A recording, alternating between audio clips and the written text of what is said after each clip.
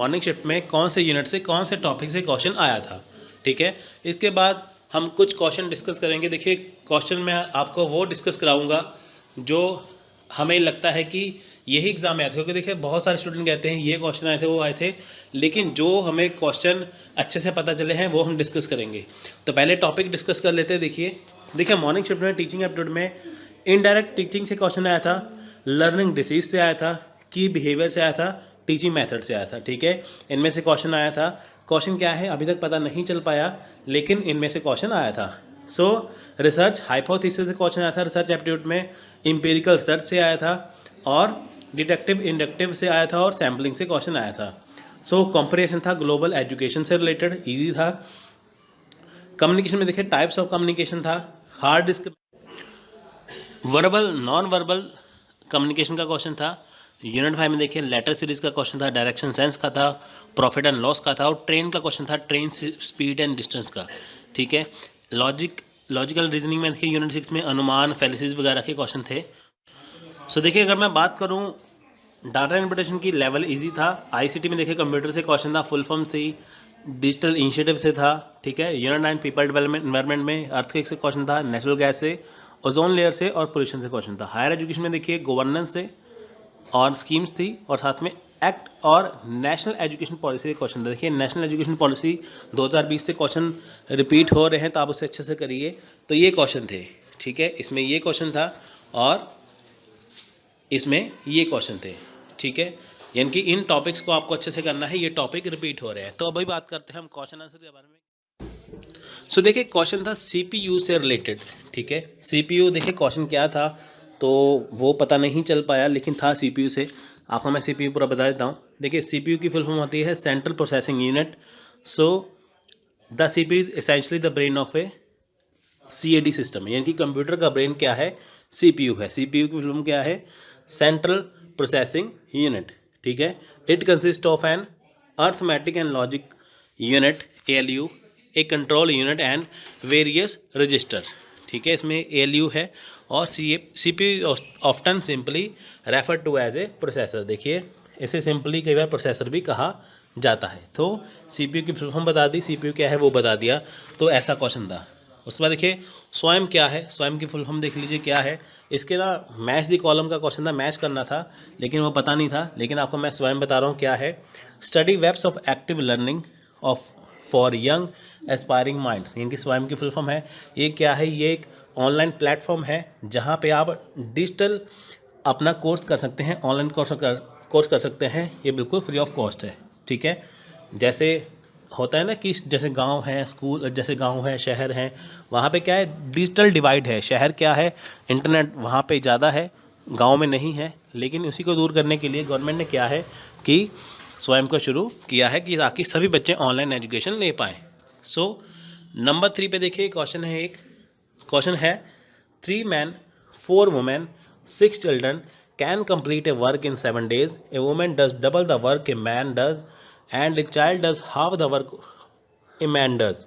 How many women alone can complete this work in 7 days? यानी कि देखिए तीन पुरुष हैं, 4 महिलाएं हैं, 6 बच्चे हैं, किसी काम को 7 दिन में पूरा करते हैं। ठीक है, एक पुरुष जितना काम करता है एक महिला उससे दुगना काम करती है, और एक बच्चा एक आदमी के काम का आधा काम करता है। यानी कि यहाँ पे है आदमी और औरत उससे डबल काम करती है, और बच्चा उससे आधा काम करता है। ठीक है, so how many women alone can complete this work in 7 days? हमें किसका निकालना है, वुमेन का 7 दिन में कितना काम करती है। 3 जने काम करते हैं, मैन वुमेन और चिल्ड्रन। मैन वुमेन को साइड करके हमें वुमेन का निकालना है कि वो कितने दिन में कंप्लीट करते हैं 7 days में काम। ठीक है, सो यहाँ पे देखिए गिवन है time taken by 3 men 4 women 6 children to complete the work in 7 days। ठीक है, यानी कि 3 आदमी हैं, 4 औरतें हैं और 6 बच्चे हैं, 7 दिन में करते हैं। A man does the double work compare to a man. ठीक है, a women does double work compare to a man. A child does half work compare to a man. ठीक है, यहाँ पे रेशो देख लेते हैं मैन वुमेन की। देखिए यहाँ पे 1:2 है। ठीक है, ये वाला ये क्यों है, क्योंकि देखिए आदमी एक है। ठीक है, आदमी एक है और वुमेन कितनी है, 2 है। यानी कि अगर आदमी एक काम करेगा वुमेन 2 काम करेगी। ठीक है, और चाइल्ड और मैन का देख लीजिए कि जितना चाइल्ड काम करेगा, यानी कि चाइल्ड एक काम करेगा, आदमी उससे दुगना करेगा। यहाँ पे ये बताया गया है कि जितना आदमी काम करता है उससे छोटा बच्चा जो है वो आधा काम करता है, लेकिन हम क्या लेंगे, हाफ नहीं लेंगे, हम लेंगे डबल। हम लेंगे कि बच्चा जितना काम करेगा चाइल्ड, आदमी उससे दोगुना करेगा, बात एक ही है। ठीक है, तो यहाँ पे मैन वुमेन की कितनी आ जाती है 1:2 और चाइल्ड और मैन की आ जाती है 1:2। कैलकुलेशन करते हैं, देखिए तो यहाँ पे एफिशिएंसी निकालते हैं मैन वुमेन और चाइल्ड की, वो आ जाती है 2:4:1। ठीक है, ये एफिशिएंसी आ गई 2:4:1। 2 मतलब मैन की, 4 मतलब वुमेन की, चाइल्ड की 1। ठीक है, तो इसे फिल कर देंगे यहाँ पे। ठीक है, हम यहाँ पे इसे फिल कर देंगे। इसमें 3 मैन 4 वुमेन 6 चाइल्ड है। ठीक है, तो 3 मैन की जगह पे देखिए यहाँ पे 3 मैन है, मैन की जगह 2 आ जाएगा ये वाला, और 4 वुमेन 4 ये वाला यहाँ पे आ जाएगा, और एक यहाँ पे ये आ जाएगा। तो हमारे पास क्या आया 3 × 2। ठीक है, हमारे पास आया 3 × 2 + 4 × 4 + 6 × 1, और हमने मल्टीप्लाई कर दिया 7 से।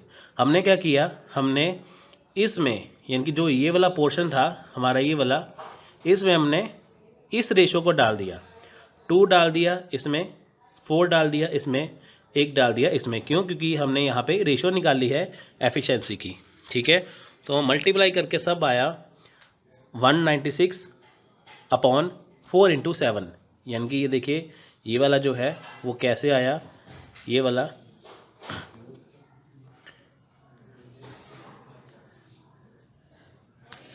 वो कैसे आया। ठीक है, ये ऐसे आ गया। ठीक है, इसको सॉल्व किया, हमारे पास आ गया 7। ठीक है, तो राइट आंसर है 7। सो नेक्स्ट क्वेश्चन है, what is the main M of NEP 2020? National education policy 2020 का मेन एम क्या है? India a global knowledge super power, इनकी इंडिया को नॉलेज सुपर पावर बनाना, ये है नेशनल एजुकेशन पॉलिसी का एम।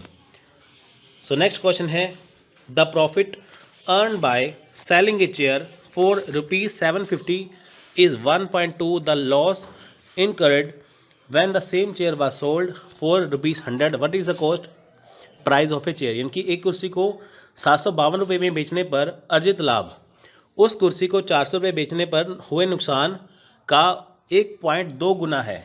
कुर्सी की लागत क्या है? देखिए यहाँ पे बताया गया है कि कुर्सी को बेचा 752 रुपये में, यानी कि लाभ हमें नहीं पता कितना हुआ, लेकिन अगर उस कुर्सी को 4 रुपये में बेचा गया, ठीक है, उसका नुकसान हो गया 1.2 गुना। तो कुर्सी की लागत कितनी है?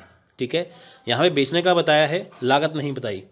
ठीक है, देखिए दो चीज़ें होती है, CP होता है कॉस्ट प्राइस, एक होता है SP यानी कि सेलिंग प्राइस। सेलिंग प्राइस हमारे पास है, लेकिन हमें कॉस्ट प्राइस नहीं पता। सो देखिए यहाँ पे हम कर लेते हैं, CP को हमने मान लिया X, यानी कि क्रय मूल्य जिसे कहते हैं हिंदी में, तो कॉस्ट प्राइस को मान लिया X। तो बेचा कितने में है?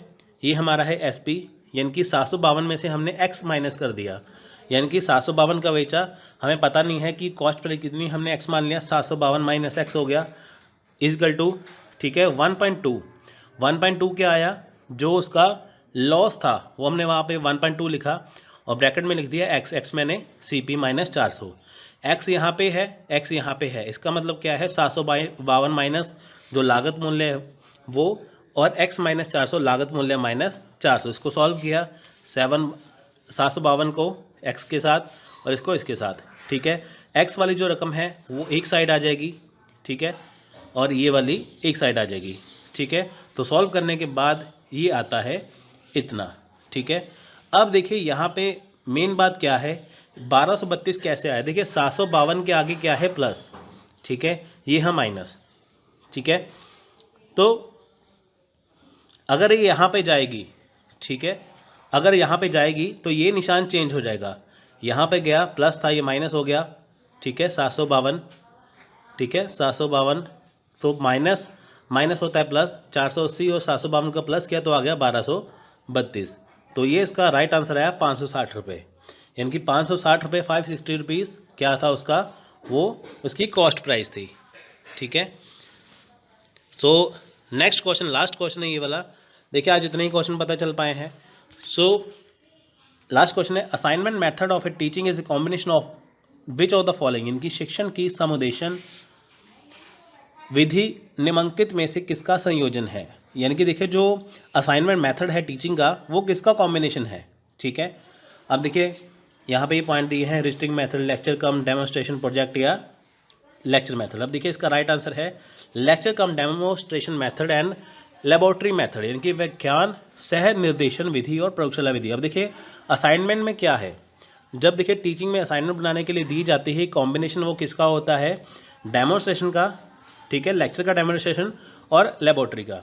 अब देखिए कोई असाइनमेंट बनाई जाती है, पहले समझाया जाता है लेक्चर के जरिए, फिर उसको वैलिड करने के लिए लेबोरेटरी मेथड के द्वारा यूज़ किया जाता है, तो ये असाइनमेंट मेथड इससे बनता है। अगर आप साइंस के सब्जेक्ट की बात करें तो वहाँ पे असाइनमेंट आपको बनाई जाती हैं, तब लेबोरेटरी मेथड यहाँ पे यूज़ होता है।